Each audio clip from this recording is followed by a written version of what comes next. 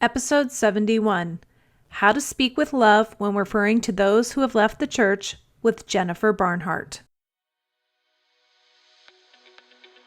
Welcome to Latter-day Life Coaches, the podcast where each episode is a conversation between me, Heather Rackham, and one of my amazing coach colleagues. Each coach here is a member of the Church of Jesus Christ of Latter-day Saints and certified through the Life Coach School. Together, we have one main goal, helping you live your best life no matter what. You ready for this conversation with the coach? Here we go. We all have heard the childhood rhyme, "Sticks and stones may break my bones, but words will never hurt me." It seemed true as children, but in reality, words really can hurt and cause a lot of damage. Within the church, our words are important, especially when we refer to those who are no longer members with us. We can often refer to those who have left as wayward, lost sheep, or apostate. Coach Jennifer Barnhart has many members of her family who have stepped away from the church, and she finds that when we use this language, we drive a bigger wedge between ourselves and those who have left. Equating one's worth and value through our descriptions of them can be very hurtful. There is a lot of improvement we as members can do to show love and support to those who have left through the language we use in describing them. Jennifer is a beautiful example of this. If you have someone in your life who has left the church, this is a great episode to listen to so that you can be more loving in your language not only around them, but also about them. Hey, everybody. I'm happy to be here today, and I am happy to be joined by Coach Jenny Barnhart. Jenny has been on before, and we had a fantastic conversation before, and I am equally, if not more excited for this conversation, but I want Jenny to introduce herself first. Hi, Jenny. Hi, Heather. And I ought to tell you that my website is Jenny B Coaching, but I usually go by Jennifer. So, and it's very common for everybody to call me Jenny, and I will answer to it. So my name is Jennifer Barnhart, and I am I'm a woman, a wife, a mother, a grandmother, a sister, an aunt, a friend, a gardener, a creator, a journaler, a storyteller, a scripture reader, a coach, a life coach, a listener, an entrepreneur, and a child of God. And I remind myself of those things every single day. I stand in front of a poster I made and tell myself who I am. Have a little card that I remind myself, so I know exactly who I am. Oh my gosh, that's fantastic. I might remember I might forget at my age who I am, so I've got to remember. but it helps me. It helps me know who I am to people. Yes, and who you want to be too, yes. Right? Yeah, all those exactly. things. Yes, yeah, that is awesome. Well, that was a fantastic. I feel like I need to hear that list again, but you can go back and listen to it again. Okay, I will. Jenny, okay, I don't know. Jenny is like, because I see your website all the time. That's just what's going to come to my head. But Jennifer, tell me how you came to coaching. I work with women who have somebody they love the church. So I've experienced that in my own life. We've all had friends and loved ones leave the church at some point. And in the past, I've been a little bit judgmental of those people, but I also believe that it couldn't happen to me because I did everything right. I followed the prescribed path. So I'm married in the temple to a returned missionary, and we made the church our lives. We attended the temple. We served in callings, including, especially for my husband, leadership callings. And we have 4 beautiful adult daughters who are all grown and gone now and raising their own families. One of my daughters left the church shortly after she graduated from high school. So that gave us an opportunity to love someone who wasn't always doing things that we wanted her to. Mm-hmm. Then our other daughters, one served a mission, and all of them were married in the temple. But about 10 years ago, my husband began struggling with his relationship with God and his ability to feel his love, God's love, or the Spirit. And he spent about 5 years trying to apply all the things we learned at church. more scriptures, more prayers, more service. And it got to a point where he just couldn't do it anymore. And he decided to take a break from church, and he hasn't been back since. So during that same time frame, I had two of my daughters who were also struggling with their own challenges in the church. One with historical claims and of the church, and one for more personal reasons. But the interesting thing about our family is that they weren't communicating about this among each other. So one of them didn't leave and then pull everybody else. Everybody left the church independently. But as a family, we've had multiple opportunities to work as a mixed faith family. Initially, our family was all predominantly members of the church, and then currently, members are in the minority. It took some changes. It took some coming to a different place for that all to work in our family. Coaching was the answer for me, finding a coach, getting a coach, and then becoming a coach.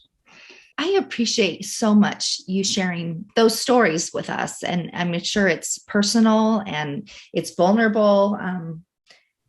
But I think we have so much to learn from people who are living this life and having the experiences that you have, because it is becoming more and more common. And I think it's important for us all to know and learn how we can best handle the situations and how we can show up the way we want to show up in those situations. Yes, it's true. We want to be the best person that we can possibly be in those situations. Yeah. Well, any situation for that matter. Yes. But yes. Yes, we always want to be the best we can be. But sometimes it's not always easy. No, it's not. Yeah. And sometimes we don't realize when we're hurting other people. It for sure is not intentional. Yeah. Well, for that reason, I think this is an important conversation today. And one that I hope people will share as they listen and learn, that they will feel the desire to share it with others, so that we can have a more unified experience, I guess, rather than being something that feels divisive sometimes, why can't we be united rather than let it separate us? Yes. Well, and, because I'm part of a family, what I want to feel with my family is connected to them. Mm-hmm. And so we are always looking for things to connect us rather than the things that divide us. Yeah. So good. It was interesting for you guys that are listening here. We have a group of coaches that are listed on this directory, and once a month we have a guest speaker or somebody come and speak. And we had the opportunity to have a pretty fantastic guest presenter this last month. We had author Fiona Gibbons come, and she talked a lot about language, the language that we use as members of the church. And she talked about how oftentimes it's that language that is driving people away. And then it's that language that also then kind of keeps that rift and that wedge between us as well. And so Jennifer and Jennifer presented to me, that she felt like this presented itself for a great conversation on the podcast. And I, of course, in total agreement, but the language we use is very important. And I would love for you to give us some examples of some specific things that members of the church say that, can be really hurtful and can be like that starting point for people deciding to leave too. I mean, there's plenty of things that are starting points, but tell me your thoughts. Yeah. So I really do love language. I spend a lot of time looking things up in the dictionary, looking at synonyms, looking at antonyms. And I found that I'm able to express myself a little better when I'm a little more precise in my language. Mm-hmm. So one of the things that I want to point out is that sometimes the language we use is hurting the people who sit in the pews too. Mm-hmm. You have people in your congregations who are the mothers of gay, lesbian, who have children that are not fitting in that way. We the marginalized people that feel marginalized. Yes. And we are the mothers of them. And guess what? We love them. Mm-hmm. We love our beautiful children. We don't think they're defective or wrong or whatever. And in so many ways, they are amazing people, just that they're not, sitting in the pew next to us. But so some of the words that I'm going to talk about hurt the people that are with us at church, ones that we don't want to hurt too. So I've noticed two things. Sometimes we use language in our family culture, and as your children are raised, the way that you refer to people that may have left the church or talk about them. And one example is that, like, for instance, you might say that people that do this, leave the church or behave this way, those are losers. And we don't want to be losers. We all want to be winners, whatever. So don't be with the losers, be with the winners. This is an example of some language that might be used in the family culture. Well, then if your child leaves the church, what culture does she belong in? Well, she's the loser child. So as we're raising our children and thinking of our family culture, we might want to think about how we refer or talk about each other, with the language, just the language we use. If your child ever was going to be somebody that left the church, would they know that you still love them? Would they know that you would still accept them? Mm-hmm. Okay, so then we also have really common language that is used within the Christian culture at large and within our culture. And I was at Fiona Given's talk and loved it. And I had already listened to her book and read it. It's marked up for me. But one of the things when my husband left the church, I was serving in a position where I was in the word council every week. And one word that came up pretty regularly was sinner. And they were referring to people that didn't come to church. And it was painful because of how I think about sinner. Now, with Fiona's influence, now I look at people as though they're wounded. I have reframed that word sinner, but it was painful because I think of what was behind the word sinner. It was like, they're not us, they're other.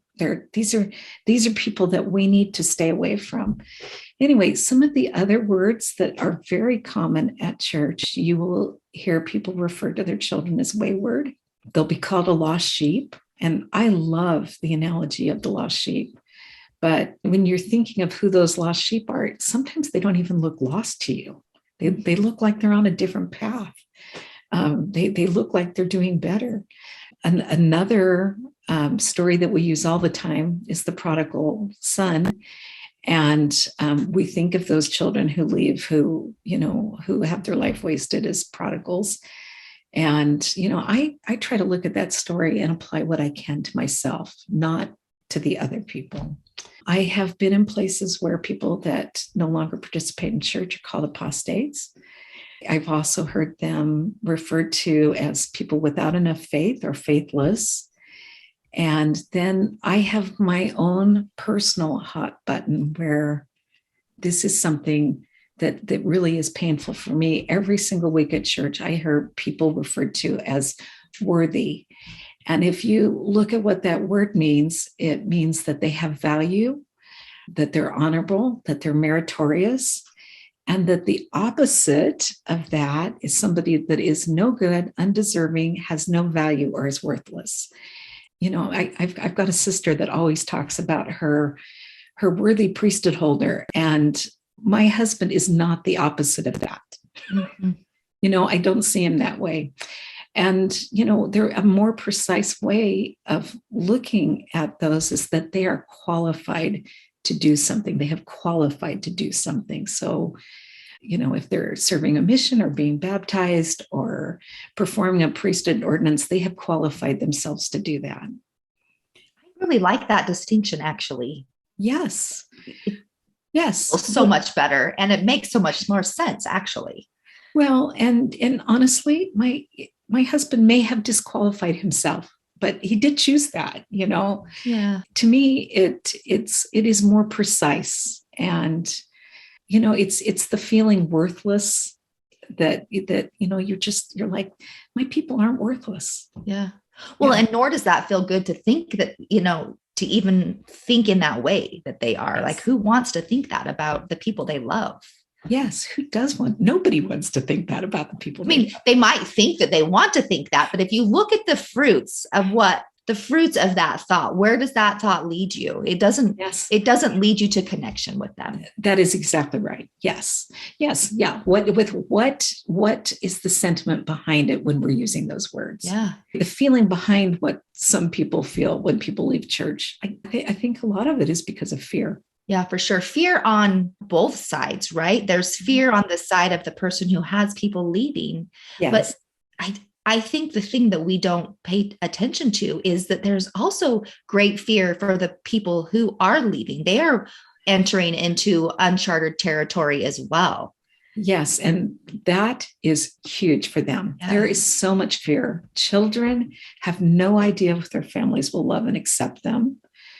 I mean, which is, I think, why my husband spent 5 years trying is he was afraid of how to broach that with me. He's afraid of how to broach that with his parents.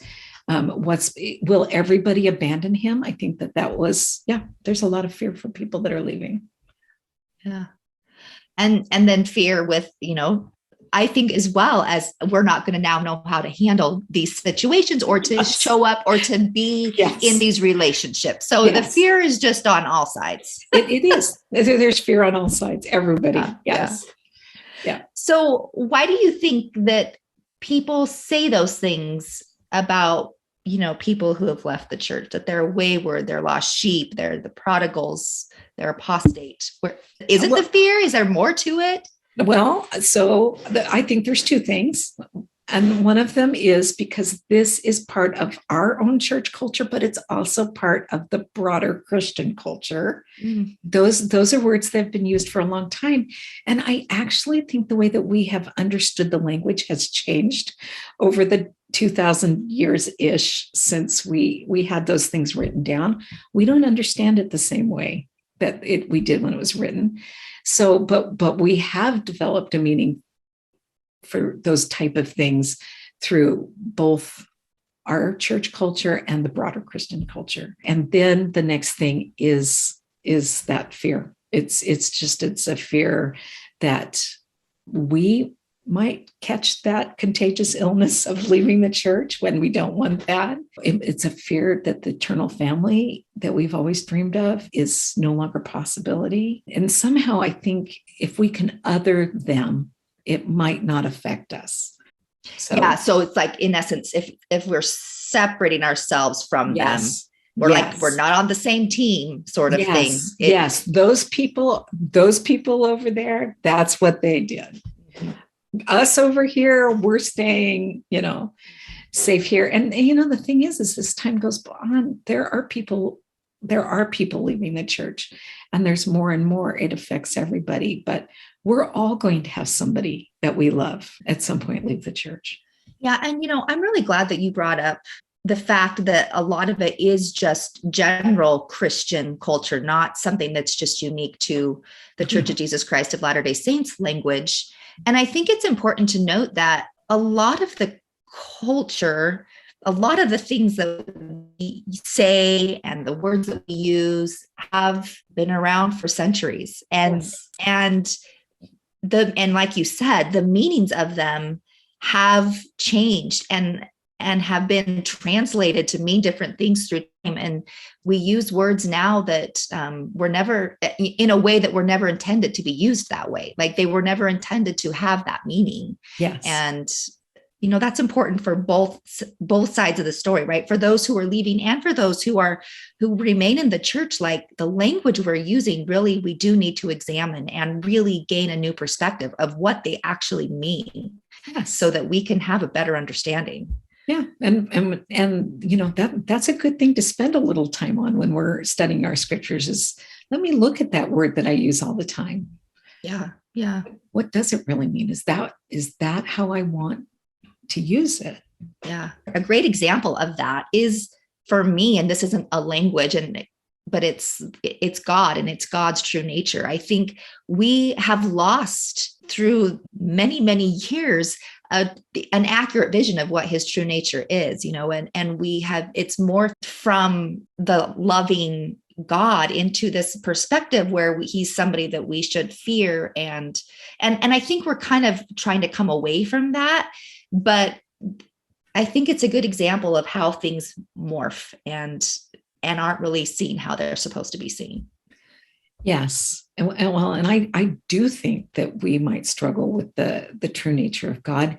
And I think that he might be exacting, and he might be, we see some angry language, some vengeful language in the Old Testament and in the New Testament, and sometimes in the Book of Mormon. Yeah. We see that kind of language. But I think that there's a really great, big, broad picture. And I think in some cases, it's kind of been, you believe in this angry, vengeful God, or you believe in this God that pretty much lets you do anything. And it's really someplace in the middle, where he thinks of us as his children. He is kind, he is loving, and there are certain things he expects. Yeah, I think as we all spend time in that area and trying to understand his true nature, well, there's just so much work we can do there. And our nature in relationship to yes, that is huge and key. Yes. Yeah. Thank you. Yeah. So Jennifer, we know how people in the church, well, I can't speak in generalizations. We assume that we know how people in the church are viewing those who have left the church. You have this great perspective where you can share with us how the people who have left the church have their own perspective too. And I would love to hear that from you. Well, so, everybody's different. There is no one way. Some people leave the church without a backwards glance. They feel relieved, and they really do not care what members of the church say about them. And then there are others who feel really angry. They're confused. They've been wounded, and they want to fight back, so that I think I'm going to give them the benefit of the doubt. They fight back because they want to save those of us who stay. And if you listen to their language, it's not any more comfortable for us hearing what they say about us, like using the word cult, maybe. It's not any more comfortable for us, for them, as it is what we say. So what I see is that it happens on both sides, but some of those who leave do weaponize our words against us. They use some of those exact same words that I talked about. They weaponize them, but we have done that too. It's all part of the thing too. Here I am in my group, and we're seeing this really as part of a broader thing in society right now. We belong to political groups that are polarized. We belong to racial groups that are polarized. There are sexual groups that are polarized. So it's not surprising that within the church, we can find ourselves on polar opposites as well. Yeah, that's interesting. And I'm glad that you bring that to perspective, right? It's not something, once again, that's just unique to our culture. It is very societal to want to create teams, have opposites. Yes, I want to be on that team. Yes, I want to be on that one. Right team. Yep, the right team, or the winners or the losers. Yes. Something that I have noticed, and tell me if I'm wrong, but I've seen people who have family members who are left the church, and they feel angry. They feel angry at those that are leaving the church, that their loved ones, like, how could you do this? Or why would you do this to our family? And on the flip side, those that have left, I would imagine, are feeling anger too, as how could you have raised me in something like this? How could you have taught this to me my whole life? So I think that we could have compassion too, in some instances too, right? There's anger on both sides, and both people feel hurt. Yeah, and they're wounded. They have been really hurt right at their very heart. And when we look at people as being wounded rather than as sinners, yes, it changes. I think when I think of that, somebody, they're wounded and they're having a traumatic experience. There's something that is, the connection changes. My desire to meet them where they are is much different. Feels better. I think it helps us kind of to look at what our purpose is in how we treat them or how we talk about them. What is our purpose? Is it to heal us, or is it to divide us? And really, the only person that can answer that for an individual is yourself. Yeah. And just a few weeks ago at General Conference, I loved hearing President Nelson ask us to use our agency to end conflicts that rage in our hearts and to be peacemakers. So here's the thing. It's so easy to say that. So easy to say that. Yeah. But I mean, it is hard to live that in your everyday life. As soon as he said those words, I was convicted in my heart of a way that I've been treating a family member. And, as I have thought about it over the couple of weeks, because when this airs, this will be past, but for you and I right now, this is Easter week. Yeah. And by Easter Sunday, we need to have figured out at least how to repair some of those things. And I have been diligently applying myself, thinking, forgiving, examining my part, looking at how I can choose that.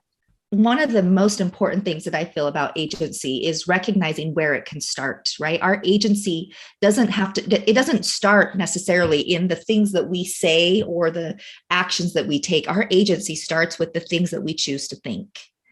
Yes. And when we can recognize that, so when President Nelson is saying, use your agency to end conflict, that means we've got to use our agency, our ability to think, to examine the things that we are thinking, to examine the things that we are believing, and choose to change our perspectives. Yes. Because if we can change our perspectives, then what we think about something shifts, and then how we feel shifts. And then because our feelings have shifted, the actions that we take shift, and we get a different result. We are able to end conflict in our hearts. Yes. And it brings so much power into our life. Yes.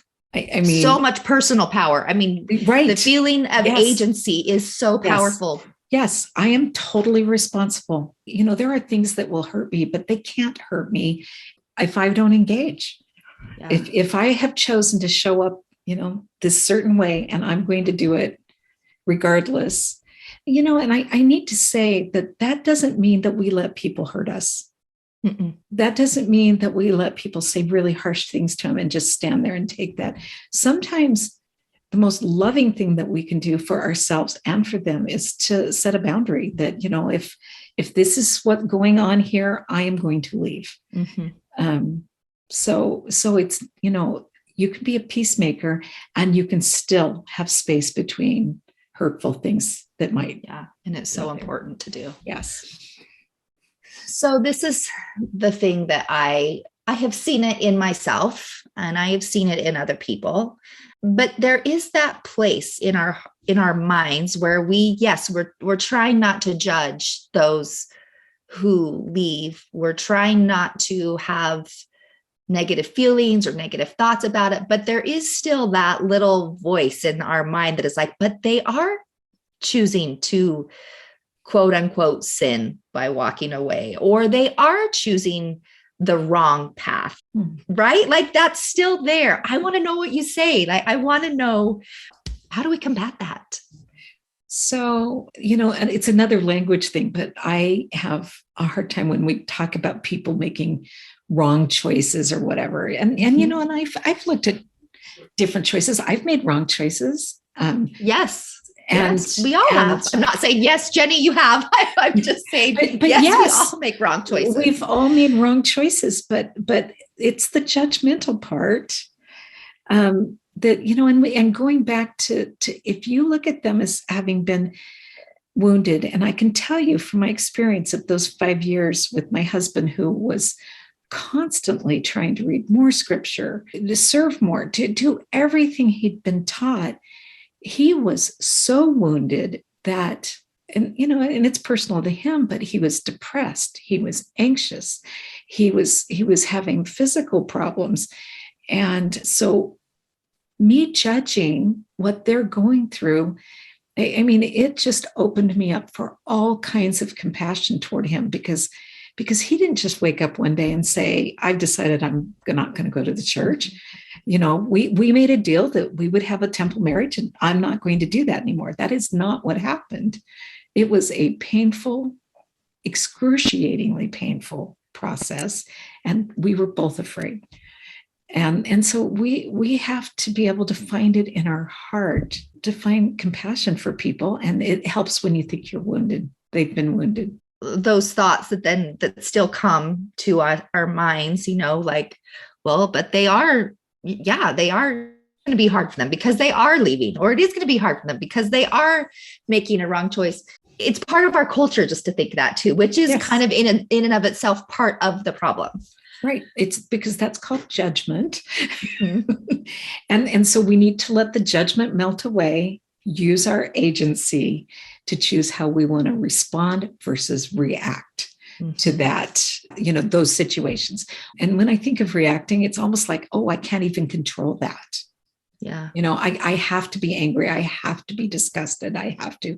The truth of the matter is, no, that's why we have agency, and using our agency to choose how we want to respond. And you're going to make mistakes. You have to practice it. You make mistakes, but it's ongoing. If I want to be loving like God is, I have to practice becoming like him. Mm-hmm. I think part of that language, and tell me if you think I'm wrong, but there are so many places that we read in the scriptures that say things like, and I'm going to get it wrong, but I remember reading this just yesterday in the scriptures, and it was like, I succor those who come to me. Like, it's in speaking of Jesus, like, I help those who love me. I take care of those who do what I ask them to do, kind of. Yes. That's the language that we hear. And so that then instills in us this fear of like, well, my children aren't going to be safe. They're not going to be protected if they don't stay in the church. And I truly don't believe that, but that language, the things that we hear that so many times, and it becomes hard not to separate it. So I'll tell you, this is one of my favorite scriptures. Well, I won't even tell you the history of it, but I'm so glad that I learned it early, that God has not given us the spirit of fear. So we do have to question, where is that spirit of fear coming from? Mm-hmm. God has not given us the spirit of fear, but of power. Power, that's that power that we can feel, very powerful, but of power and of love and of a sound mind. And boy, I never really looked at that sound mind part until I learned about coaching. Having our minds in order, not having thought tornadoes constantly, not feeling the anxiety, not feeling the fear. We are in charge of, we are the boss of our brain. And learning to do that is a skill. You have to learn it. You have to practice it. But we don't have to be afraid all the time. As a matter of fact, we're not supposed to be. Okay, so this is a question I hear actually quite a bit. My child is making these choices, and I am afraid that if I just turn the other way and just welcome them into our home, then I am showing to them that I agree or I'm condoning their behavior. And I don't necessarily think that. I don't even know how to handle the situation. This is what I'm hearing from people. I would love to know how you would respond to that. Okay, so I hear that from people a lot too. And again, it's a kind of a split answer. When you're a parent of younger children, maybe early adulthood, you have more stewardship over them, and your response might be different while you're trying to teach them. But if your children are adults and responsible for themselves, and you don't have stewardship over them, then I think that you need to carefully consider how you want that relationship to be, and use your power of vision to look at that relationship in 5 years, 10 years, 15 years. There are some things that I can tell you that we would never have allowed or wanted that have come into our family and are part of our family, and it's just part of our family. And, my heart has been able to grow enough to accept some situations that I would never have tolerated 10 years ago. Mm. But now, where I can see them differently, where I can see the wounding, I'm just practicing learning to love them. And, like one of our primary songs says, I'm just trying to be like Jesus. And it's not that easy for me. It's hard. Yeah. Yeah. So in essence, it's like, well, we do have two choices, right? We can either say, I love you and I will love you regardless, and you're welcome. And this is talking about adult children, or it's your other choice is, I don't agree with what you're doing, and then see where that road takes you. Right. And I think if you have the vision to see, reprimanding adult children for their actions or letting them know you disagree with them most likely is not going to lead to a connected relationship that you want to have. Well, so the thing is they already know what you believe.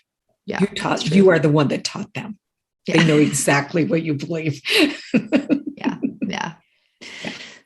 Jennifer, I think this is a conversation that we'll just need to continue this conversation another time. There's going to be, there's a lot we could talk about. And I'm so glad that we've been able to just kind of scratch the surface today. So thank you so much for being willing to have this conversation with me and with those that are listening. I know that you have fantastic resources to help people in this painful area in their life. And I would love for you to share where people can find you. Absolutely. Thank you so much for having me. And you can find me at my website, which is jennybcoaching.com. And Jenny B is JENNIEB. So jennybcoaching.com. And I do have a list of resources for people who do have loved ones leaving the church. It is a painful time. I'm also on Facebook and Instagram with the same name, but I coach one-on-one with women in a program that's called Becoming a Wholehearted Woman. And women come to me with broken hearts. And what we do is we work to heal them. We learn to love ourselves and trust God, and then to love our families. Because what more is, there's just nothing greater in this life than to feel all the love, feel the love for you, feel the love for Heavenly Father and our Savior, and for our families. That's all we want. Yeah, we do. We just want to have the capacity to let our hearts grow. Yeah. Well, we will link to all of those in the show notes. And we're also going to link, I think we should link to our first podcast episode that you and I did together, because there's some fantastic things in that episode too. And I think between the two, I think it's a great resource for so many people. Well, and I actually have a couple of books that have been helpful for me. Let me send you those too. Okay, that would be awesome. We'll link to all of those things. So yes, that new book. That book I mentioned last time. It has a new chapter just for us. It was does? Released last week. And it's great. Is that Bridges? You talked about it. Was it Bridges? Yes. I have recommended that book to so many people and myself. I loved it. So, I'm glad to know that. Yes. There's a brand new chapter. He gave it away for free. If I remember, I'll send you the link. Okay. So that you can read it, but it's exactly for people whose loved ones leave the church. Okay. It's wonderful. Perfect. Thanks you guys for being here. Jennifer, thank you for being here, and can't wait to I can't talk with you all again soon. I appreciate you asking me. Hey, we just wanted to thank you for spending part of your day here with us at Latter-day Life Coaches and being part of this conversation. Share this with your friends so that you can have a conversation with them on this topic as well. And as always, subscribe so you don't miss a single episode. Have a good one, my friends.